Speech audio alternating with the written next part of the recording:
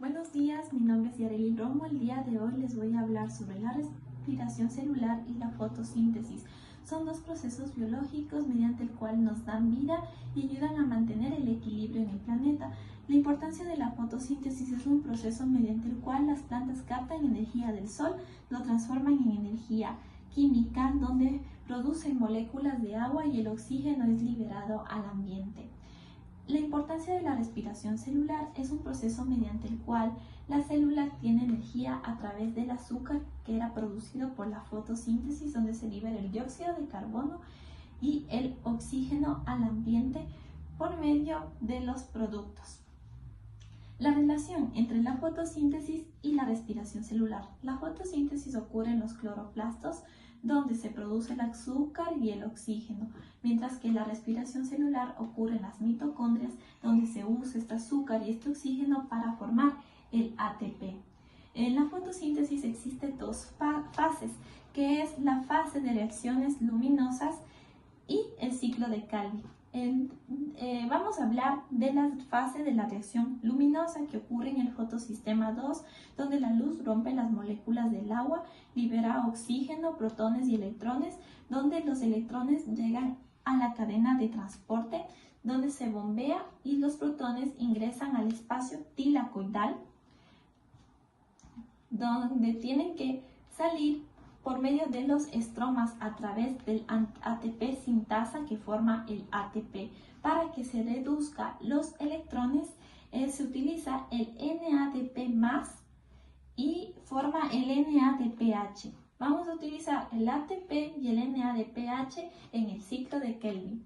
En el ciclo de Kelvin ocurre el dióxido de carbono, se fija para formar el azúcar, donde ingresa al ribosa bifosfato y se une a una enzima llamada rubisco, donde el ATP y el NADPH reduce estos compuestos y forma una molécula de G3P, un azúcar de 3 carbonos que forma la glucosa. Para que exista G3P necesitamos que haya 9 ATPs y 6 NADPH.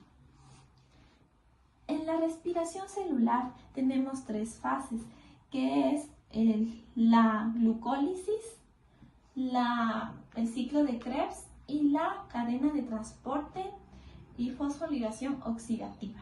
En la glucólisis, la glucosa se transforma en 2 piruvatos. En la fase de inversión, 2 ATP se usa para activar a la glucólisis. En la fase de la compensación, 4 ATPs y 2 NADH, se forman 2 piruvatos más 2 H2O. Esto ocurre en la membrana.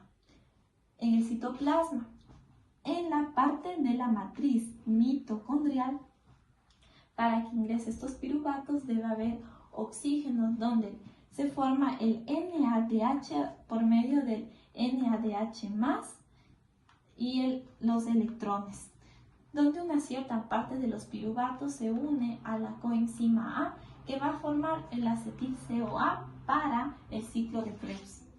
En el ciclo de Krebs ocurre en la matriz mitocondrial, donde se une el acetil-CoA con el oxalacetato, donde hay una serie de